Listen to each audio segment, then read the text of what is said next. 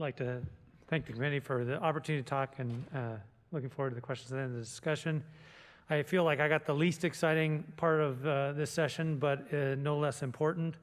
Adverse events, what should I do post-operatively? I don't have any financial disclosures. I do disclose that I don't have any professional experience in a lot of the things I'm talking about. This is all from personal experience, and I am not a lawyer. So take it all with a grain of salt.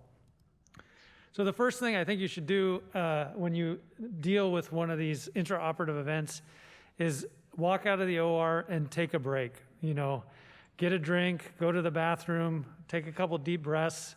You know, we all probably know that after something like this, adrenaline levels are high, and you just need to take a minute to calm down before you do anything else. After you take that short break, you need to disclose. Some of the important things they talk about with disclosure is you're supposed to disclose within 24 hours. Obviously, when there's an adverse event in surgery, we pretty much have to talk to the family immediately. There's no putting it off or waiting till the next day. You need to tell them as soon as you talk to them. So take that break and then go talk to the family. This is my rough disclosure by the numbers that I loosely adapted from something I found. First step is prepare. Obviously, we've trained a lot to deal with these intraoperative issues. We haven't trained at all to disclose, and most of us don't have a lot of practice with it. This isn't something you should just walk in and do off the cuff. You think about what you're going to say, anticipate the questions the family's going to ask, anticipate their emotional response. Don't just walk in there cold turkey and try to do this. Number two, set the stage. You want to make sure there's not going to be any interruptions. You know, turn off your phone. Make sure you have a suitable private room. Sit down to have this discussion. This isn't a conversation you want to have standing in the hallway or over the phone.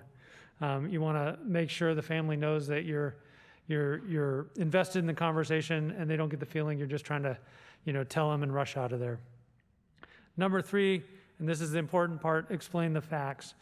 When they look at lawsuits and talk to patients, one of the main reasons that there are patients bring lawsuits is because they feel like they're not being told everything. They feel like things are being hidden from them, or they're having to really struggle to get the information. So they bring the lawsuit to get the information almost.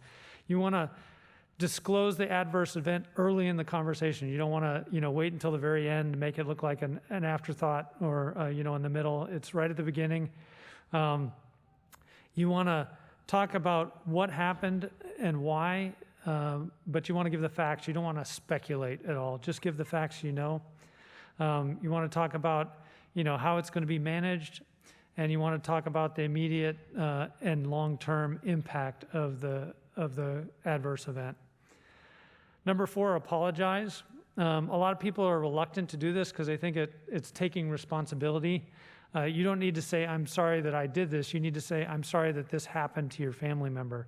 And it needs to be a sincere apology. The family is going to recognize if this is an insincere apology. And so a sincere apology that it happened to their family member. Number five, responsibility. Make sure not to blame others or blame the system. Also, talk about the plan to make sure that if it's a preventable complication, talk about the plan to make sure that it's not going to happen again. Obviously right after surgery, a lot of times we don't know exactly what happened. We don't have a plan. Talk about, that there will be a plan implemented to try to reduce this from happening to other patients. Another big reason that patients say they sue is because they feel like they want to protect future patients, make sure it doesn't happen to somebody else. So you really want to address this and talk about what you're going to do to make sure it doesn't happen to others if it is a preventable complication or adverse event. Number six, listen and empathize. This is active listening. You want to assess their understanding of what happened. You want to identify any key concerns, and you want to acknowledge, their emotional response. Finally, close the discussion. Talk about how it's going to be managed.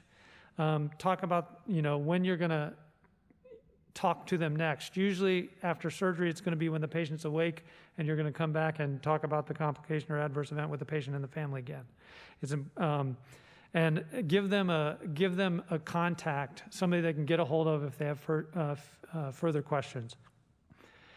And finally, meet early and often. As I said, the recommendations is to disclose things within 24 hours. Obviously, if it's a surgical complication, you want to, disclose it to them as soon as you meet them postoperatively.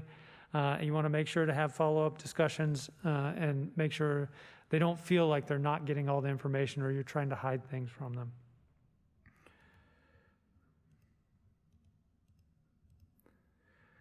And then next, notify risk management.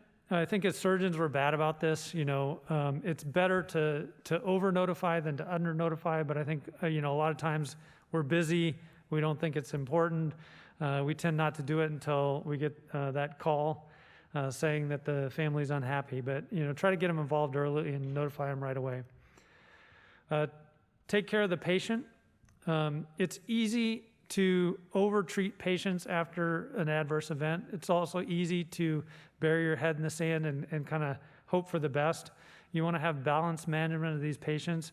A lot of times it's important to get one of your partners involved, ask their opinion, make sure you're not over-treating or under-treating the patient. A lot of times even having somebody else manage the patient for a while so you can take a step back and wait until you're able to logically deal with it. And then finally, take care of yourself. Realize this has happened to others. We all have these bad complications. One of the first things that you'll be told if you ever have a lawsuit is not to tell anybody or discuss it with anybody or talk to anybody.